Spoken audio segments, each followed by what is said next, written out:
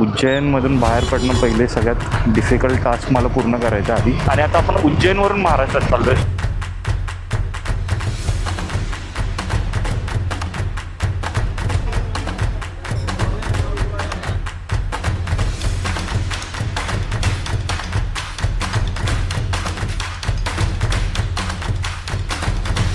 थोडासा पण अंदर झाला ना, इकडे मुश्किल होतं गाडी चालवायला. खड्डे समजत नाही. टॉप बॉक्सचं लॉक लूज होतं, त्यामुळे टॉप बॉक्स मागच्या मागे थोडासा पडला.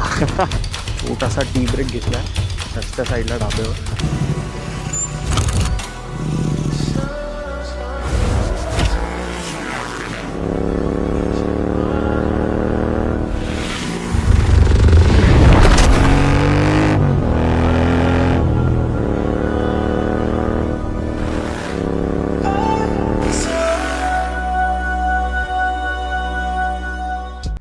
गुड मॉर्निंग मित्रांनो, आज आपण करणार आहोत उज्जैन महाकालचं दर्शन, कालभैरव आणि अजून इकडची जवळची ठिकाणं. तर थोडंसं झोपेसारखं वाटतंय, पण आता फिरायचं म्हटल्यावर निघावं तर लागणार. सकाळचे 8 वाजलेत. आज काय मोटो ब्लॉगिंग वगैरे नाही आहे. आज फक्त मी प्लेसेस एक्सप्लोअर करणार आहे. ऑटोनेच जाणार. तर बघूया, भेटू आपण. ठीक आहे, चलो.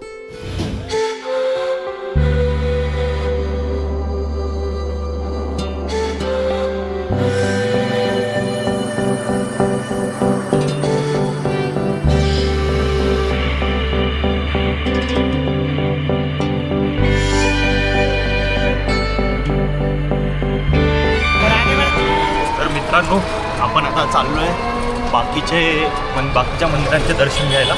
इथून आता आपण जाणार आहोत मंगलनाथला, कालभैरवला आणि संदीपानी आश्रम, गडकालिका मंदिर, हे सगळे आपण आता एक्सप्लोअर करणार आहे, व्हिजिट करणार आहे. बघूया यासाठी किती टाईम जाणार आहे. ॲक्च्युली मी आता बाईक न नेता त्यांच्या ऑटोने चाललो आहे. 15-20 मिनटाच्या डिस्टन्सवर सगळे स्पॉट्स आहेत.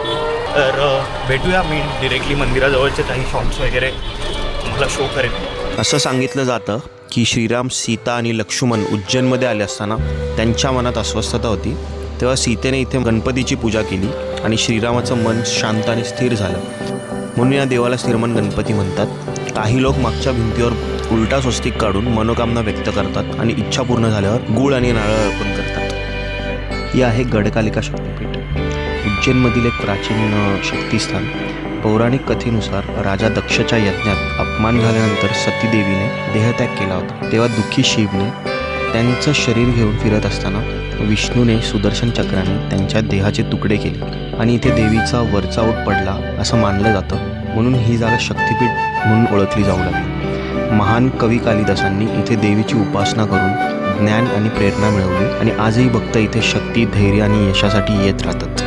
या 2 मंदिरांचं दर्शन झाल्यानंतर आम्ही निघालो पुढे काळभैरवनाथाच्या मंदिरात, जिकडे आम्हाला भरपूर गर्दी मिळाली. म्हणजे पूर्ण ट्रिपमध्ये सगळ्यात जास्त गर्दी इथेच होती. तर या मंदिराची गोष्ट अशी आहे की हे मंदिर उज्जैनमधलं भगवान शंकराचं एक उग्र आणि एक रक्षक रूप मानलं जातं, जे की काळभैरवाला समर्पित एक प्राचीन मंदिर आहे. इतिहासानुसार इथे राजा भद्रसेन यांनी हे मंदिर उभारलं आणि नंतर महादजी शिंदे यांनी त्याचा जीर्णोद्धार केला.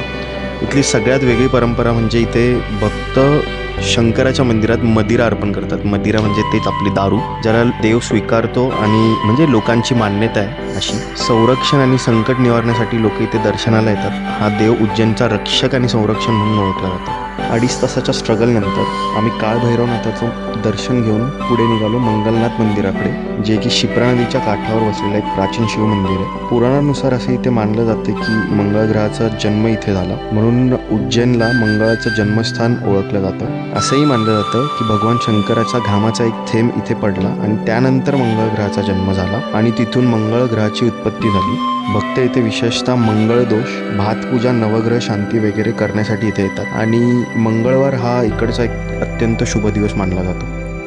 आणि आता आपण निघालोय मंगलनाथ मंदिराचं दर्शन घेतल्यानंतर उज्जैनमधल्या आपल्या शेवटच्या ठिकाणाकडे, जे की आहे संदीपानी आश्रम, जिथे श्रीकृष्णांनी बलराम आणि सुदामा यांच्यासोबत शिक्षण घेतलं होतं. असं सांगितलं जातं की श्रीकृष्णांनी फक्त 64 दिवसात 64 कला शिकल्या होत्या, ज्याच्यामध्ये आश्रमातील एक खास ठिकाण म्हणजे गोमती कुंड, जिथे श्रीकृष्णाने देशभरातल्या पवित्र नद्यांचं पाणी एकत्र केलं होतं, जेणेकरून गुरूंना त्यांच्या यज्ञासाठी पवित्र पाणी मिळेल. आणि हे ठिकाण आजही ज्ञान आणि गुरुभक्तीचं एक प्रतीक मानलं जातं. चला तर मित्रांनो, स्मॉल अपडेट, मी उज्जैनवरून जस्ट निघालो आहे. तर वाजलेत 3:30. सडन प्लॅनमध्ये चेंज केला कारण घृष्णेश्वर इथून 7.5-8 तासावर आहे. एका दिवसात एवढं हेक्टिक करण्यापेक्षा मी विचार केला आज 4 तास गाडी चालवेन, उद्या 4 तास गाडी चालवेन, घृष्णेश्वरमध्ये पोचेन. दर्शन घेऊन पुढे मी त्र्यंबकेश्वरसाठी निघेन. उज्जैनमधून बाहेर पडणं पहिले सगळ्यात डिफिकल्ट टास्क मला पूर्ण करायचं आधी. इथे खूप जास्त रॅश ड्रायव्हिंग होते. माझ्या एका मित्राने मला सांगितलेलं तिकडे त्यांचं लायसन्स वेगळ्याच पद्धतीत त्यांना मिळतं. मित्रांनो, आता आपण आहोत इंदोर रस्त्याला, जो पुढून इंदोरला बायपास करून महाराष्ट्रात एंटर करेल. तर रस्ता कसा आहे आय डोंट नो, कारण येताना आपण दुसऱ्या रस्त्याने आलेलो, जो खूप भारी रस्ता होता, दोन्ही साईडने शेतं होती, तो वाला. आपण ओंकारेश्वरवरून उज्जैनला आलेलो आणि आता आपण उज्जैनवरून महाराष्ट्रात चाललो आहे. सो रस्ता दुसरा आहे. घृष्णेश्वरचा एस्टिमेट रिचिंग टाईम दाखवत आहेत मला 12:26. पण मी गाडी 7-8 वाजेपर्यंत चालवणार आहे. महाराष्ट्रात एंटर करून मग मी डिसाईड करणार आहे कुठे राहायचं, काय करायचं, कारण मी एवढं 12 वाजेपर्यंत गाडी नाही चालवू शकत. बात तर सही आहे. आज तशी बाईक नव्हती चालवलेली, सो 4 वाजताच मी चालू केलं आहे बाईक चालवायला. त्यामध्ये एक अजून ट्रॅजेडी पण झाली. टॉप बॉक्सचं लॉक लूज होतं, त्यामुळे टॉप बॉक्स मागच्या मागे थोडासा पडला. ठीक आहे, बाकी ऑल ओके. काका एकदम रस्त्याच्या मिडलला मोबाईल वापरत होते. आपण आता इंदोरवरून राईट टर्न घेऊन सुपर कॉरिडॉर हायवे समथिंग असं काहीतरी आहे, या रस्त्याला लागलो आहे. एका गावातल्या रस्त्यातून आम्ही बायपास करू टुवर्ड्स बायपास करू इन द सेन्स गावातल्या रस्त्यातून आम्ही ॲक्च्युली आता एका हायवे NH47वरून आग्रा हायवेला लागू, जो की पुढे कंटिन्यू करेल मुंबईच्या दिशेने, संभाजीनगरच्या दिशेने. इकडच्या लोकांकडे म्हणजे काय माहिती ना, आता हे शेती एकाची आहे की किती लोकांची आहे, पण मस्तच आहे. म्हणजे सलग ना एकच असं पीक आहे.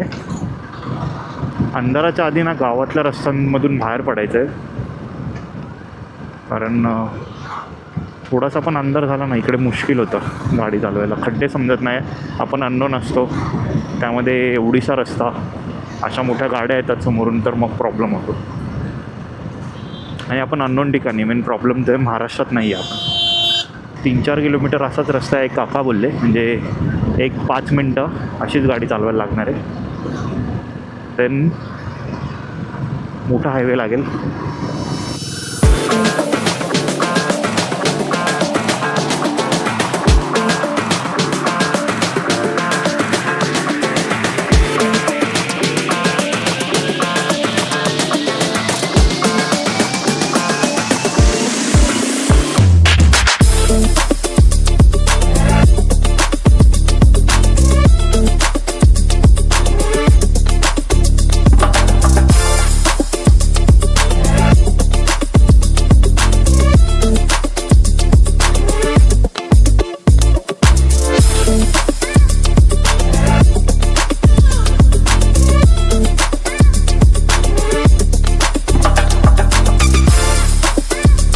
छोटासा टी ब्रेक घेतला आहे रस्त्या साईडला ढाब्यावर. मस्त आहे बसायची अरेंजमेंट वगैरे अशी, आणि मागे सनसेट होतं आहे. आता हा ट्रकमध्ये उभा आहे म्हणून समजणार नाही. आणि मस्त चालू आहे, साधा ढाबा एकदम. चहा पिऊन पुढे कंटिन्यू करू.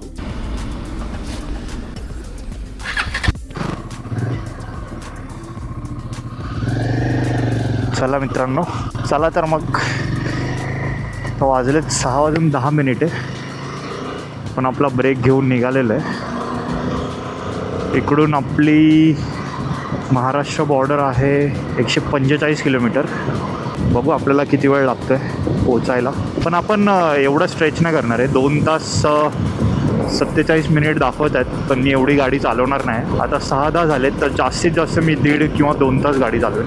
दिवसभर उज्जैन आणि उज्जैनमधली मंदिरं फिरल्यानंतर आपण ह्या व्लॉगच्या एंडला आलो आहे. आणि व्लॉगचा एंड असा करण्यामागचं रिझन की मी व्लॉगचा एंडच नाही केला आहे, तर हाच माझ्या व्लॉगचा एंड आहे. तर चालायचंच. आपली राईड तर भारी झाली, दर्शन पण भारी झालं आणि आठवणी तर खतरनाक भारी झाल्या. भेटूया पुढच्या कोणत्या एका राईडमध्ये. अजून ह्या सिरीजचा एक व्लॉग यायचा बाकी आहे, तो पण लवकरच येईल. तोपर्यंत तुम्ही लाईक, सबस्क्राईब, शेअर करा, कमेंट करा तुमचे सजेशन्स आणि सपोर्ट करत राहा. चला, टेक केअर.